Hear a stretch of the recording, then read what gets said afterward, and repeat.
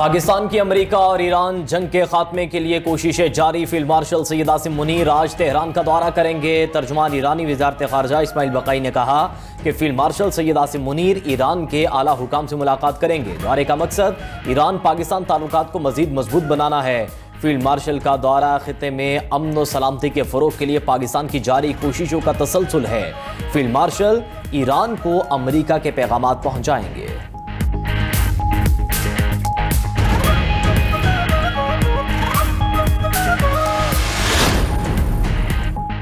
ایران کے خلاف امریکی معاشی جنگ فیصلہ کن مرحلے میں داخل۔ ایران کی مدد کرنے والے ممالک بھی امریکی پابندیوں کی زد میں آئیں گے۔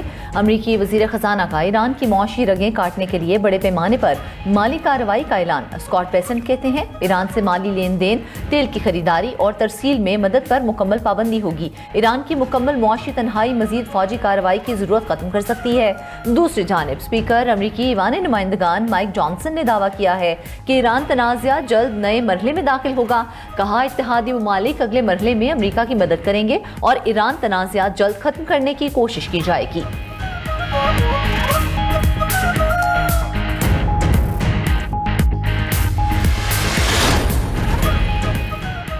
منجمد خارجہ پالیسی منجمد معیشت کو جنم دیتی ہے۔ ایرانی اسپیکر محمد باقر کالیباف پلیٹ فارم پر تنزیہ وار کہا کہ امریکہ گوشت کی قیمتیں کم کرنے کے لیے فروزن گوشت برآمد کر رہا ہے۔ کیا بانڈز کے لیے منجمد شرح منافع اور گھروں کی قیمتوں کے لیے منجمد خریدار بھی درآمد کیے جائیں گے؟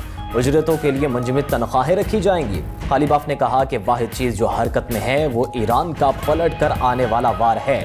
ایرانی وزیر خارجہ نے ٹرمپ کو معاشی جنگ کو پرانی غنڈہ گردی قرار دے دیا۔ عباس عراقچی کہتے ہیں کہ امریکی پابندیاں مختلف عنوانات کے تحت پیش کی جا رہی ہیں۔ یہ بار بار دکھائی جانے والی فلم کی طرح ہیں جس سے ایران واقف ہے اور نمٹنا جانتا ہے۔ ایران کے ساتھ جنگ نے مشرق وسطی میں امریکی فوجی اڈوں کے مستقبل پر سوالیہ نشان لگا دیا۔ برطانوی اخبار فائنینشل ٹائمز کے مطابق ایران کے میزائل اور ڈرون حملوں نے خطے میں قائم امریکی فوجی اڈوں کی کمزوری واضح کر دی۔ ایرانی حملوں کے دباؤ کے باعث امریکہ نے اپنی کچھ افواج اور جنگی طیاروں کو اسرائیل اردن میں منتقل کیا۔ بعض امریکی طیاروں اور ڈرونز نے یورپ میں موجود فوجی اڈوں سے بھی کارروائیاں کی ہیں۔ امریکہ کو مشرق وسطی میں عسکری موجودگی پر اثر نو غور کرنا ہوگا۔ امریکہ کو تنصیبات کی تعمیر نو پر اربوں ڈالر خرچ کرنے یا فوجی موجودگی کم کرنے میں سے ایک فیصلہ کرنا ہوگا۔ امریکہ نے 3 دہائیوں سے خلیجی ممالک میں فوجی اڈے قائم کر رکھے ہیں۔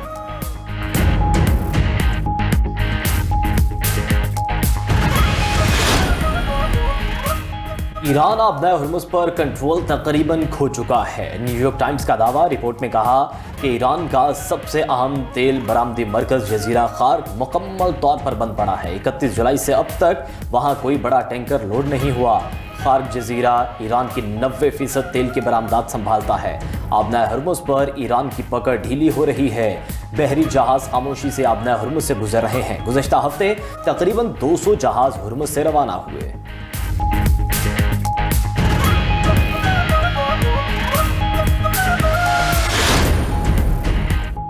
امریکی ثالثی میں شام اور اسرائیل کے اردن میں اعلیٰ سطحی مذاکرات، اسرائیلی حملے، گرفتاریاں اور کارروائیاں روکنے کے عملی طریقہ کار پر غور۔ شام اور اسرائیل کے درمیان سیکیورٹی معاہدے کے لیے مذاکرات دوبارہ شروع کرنے پر بات چیت۔ شامی وفد کی قیادت وزیر خارجہ اسد الشیبانی نے کی ہے۔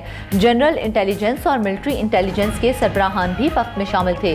شام کا اسرائیلی افواج کو 8 دسمبر 2024 سے پہلے کی پوزیشنز پر واپس جانے کا مطالبہ۔ شام نے ایک بار پھر موقف دہرایا ہے کہ گولان کی پہاڑیاں مقبوضہ شامی علاقہ ہے۔ گولان کی پہاڑیوں کی حتمی حیثیت پر بات قبل از وقت ہے۔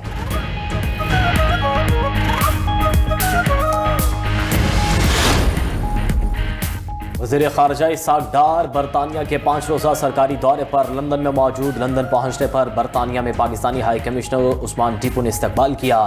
دفتر خارجہ کے مطابق دورے کے دوران وزیر خارجہ اسحاق ڈار برطانوی ہم منصب ایڈملی بینڈ سمیت برطانوی حکومت کے اعلیٰ حکام سے ملاقاتیں متوقع ہیں۔ انٹرنیشنل میری ٹائم آرگنائزیشن کے سیکرٹری جنرل سے ملاقات میں شمالی قزاقوں کے ہاتھوں یرغمال پاکستانی عملے کا معاملہ زیر بحث آئے گا۔ اسحاق ڈار اور IMO سیکرٹری جنرل کے درمیان علاقائی بحری سلامتی پر بھی بات چیت ہوگی۔ نائب وزیر اعظم دولت مشترکہ کے سیکرٹری جنرل سے بھی ملاقات کریں گے۔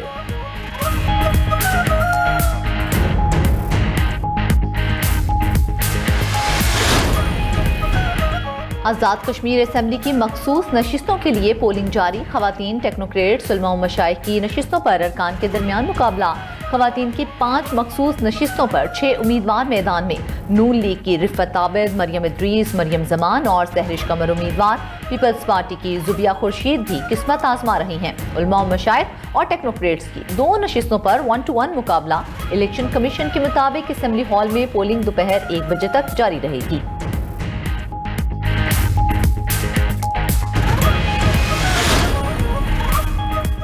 میر رضا قتل کیس پر جوڈیشل کمیشن مسترد، میر رضا کے والدین نے جوڈیشل کمیشن کو سندھ ہائی کورٹ میں چیلنج کر دیا کہ اس کی تحقیقات کے لیے GIT تشکیل دینے کی درخواست دائر کر دی۔ سندھ کابینہ نے جوڈیشل کمیشن کے قیام کی منظوری دی تھی۔ حاضر سروس جج کمیشن کے سربراہ ہوں گے، 30 دن میں رپورٹ پیش کرے گا۔ ادھر کراچی میں جوڈیشل مجسٹریٹ کی عدالت میں میر رضا قتل کیس کی سماعت، تفتیشی آفیسر نے رپورٹ جمع کرانے کے لیے مزید مہلت کی درخواست دائر کر دی۔ عدالت نے درخواست منظور کر لی، 7 ستمبر تک رپورٹ جمع کرانے کا حکم۔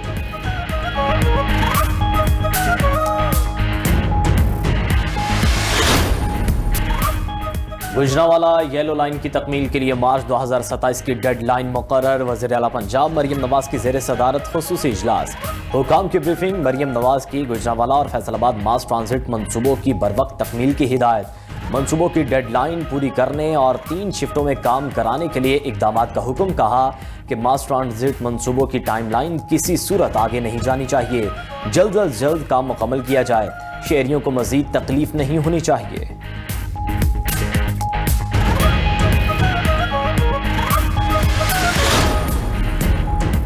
پنجاب بھر میں کھلی فضا میں ڈرون اڑانے پر پابندی عائد، مزید 30 روز کی توسیع کر دی گئی۔ ترجمان محکمہ داخلہ پنجاب کے مطابق سیکیورٹی خدشات کے پیش نظر ڈرون کے استعمال پر پابندی عائد کی۔ ہالز اور مارکیز کے اندر تقریبات کے دوران چھوٹے ڈرونز کے محدود استعمال کی اجازت ہوگی۔ انٹیلیجنس اور قانون نافذ کرنے والے ادارے اس پابندی سے مستثنی ہوں گے۔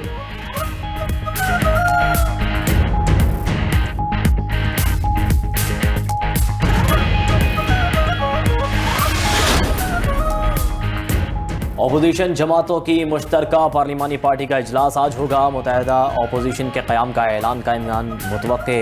اجلاس میں خانہ چکزئی، علامہ راجہ ناصر عباس، مولانا فضل الرحمان شریک ہوں گے، بیرسٹر گوہر، اسد قیصر اور دیگر PTI ارکان کی شرکت متوقع۔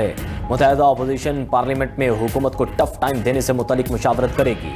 ادھر مولانا فضل الرحمان نے کہا کہ دفاعی طاقت ملک اور ریاست کی ضرورت ہے، پاکستان کی مضبوط دفاعی قوت کے قائل ہیں، حکمرانوں کا آئین پر عمل نہ کرنا ان کی کوتاہی ہے، پارلیمنٹ کے اندر اپوزیشن کو مشترکہ مواقف اختیار کرنا چاہیے۔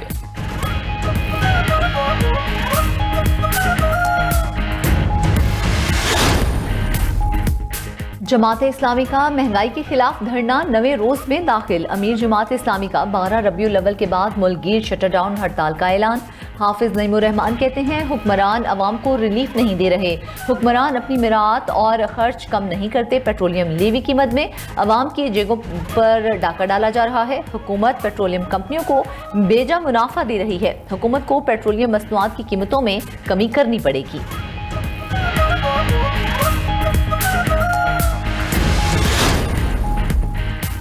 بچوں کی موجیں ختم، پڑھائی شروع، پنجاب میں موسم گرما کی 3 ماہ کی چھٹیوں کے بعد اسکول کھل گئے، بچوں نے صبح سویرے بستے اٹھائے اور اسکولوں کا رخ کیا، اسکولوں کی رونق کے بحال، طلبہ کا پھولوں سے استقبال، کلاس رومز ایک بار پھر طلبہ کی آوازوں سے گونج اٹھے، تدریسی سرگرمیوں کا باقاعدہ آغاز ہو گیا، نوٹیفیکیشن کے مطابق تعلیمی اداروں میں تدریسی عمل پیر سے جمعے تک ہوگا، ہفتہ اتوار چھٹی ہوگی، وزیر تعلیم پنجاب رانا سکندر حیات کی طلبہ کے لیے نیک تمنائیں، کہا ہر بچے کو اسکول لانا ہماری ذمہ داری ہے۔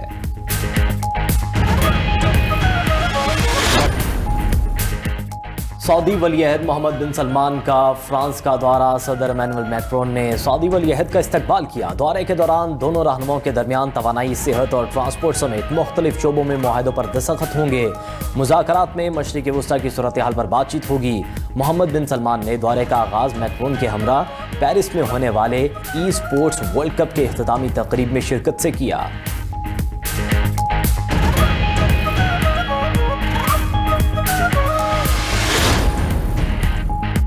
امریکہ خلیج فارس کے 15 اڈوں تک رسائی کھو چکا، امریکی فوج کے سابق جنرل ہیری میکافری کا انکشاف، کہا امریکی مسلح افواج 15 اڈوں تک رسائی مستقل طور پر کھو چکی ہے، ایران اب خلیجی ریاستوں تک رسائی کو کنٹرول کرنے کی پوزیشن میں ہے، واشنگٹن کو سعودی عرب، جنوبی یورپ اور اسرائیل میں نئی رسائی پر بات چیت کرنی ہوگی۔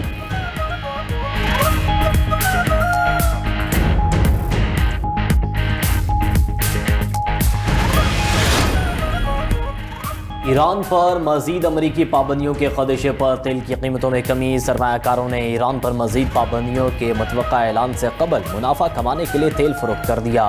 برطانوی خام تیل $1.22 سستا $93.17 فی بیرل ہو گیا، امریکی خام تیل $1.20 کم ہو کر $85.86 فی بیرل پر آ گیا۔ ایران پر مزید پابندیوں سے مشرق وسطی سے تیل کی ترسیل متاثر ہونے کا خدشہ۔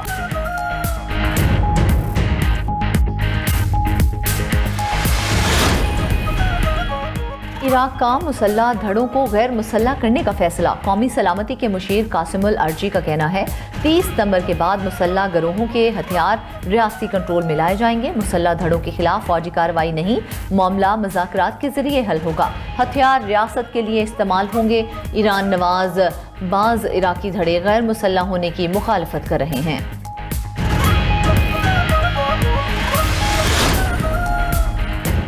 ایشین کرکٹ کونسل کے انتخابات میں پاکستانی پینل نے بھارتی پینل کو شکست دے دی، پاکستان کے حمایت یافتہ پینلز کے تینوں امیدوار کامیاب۔ بینکاک میں ACC کا سالانہ اجلاس صدر محسن نقوی کی زیر صدارت ہوا، پاکستانی حمایت یافتہ پینل میں قطر، سنگاپور اور مالدیپ کے نمائندے شامل تھے۔ ڈائریکٹر کی 3 نشستوں پر پاک بھارت حمایت یافتہ پینلز میں کانٹے دار مقابلہ، پاکستانی حمایت یافتہ پینل نے تینوں نشستیں جیت کر کلین سویپ کر لیا۔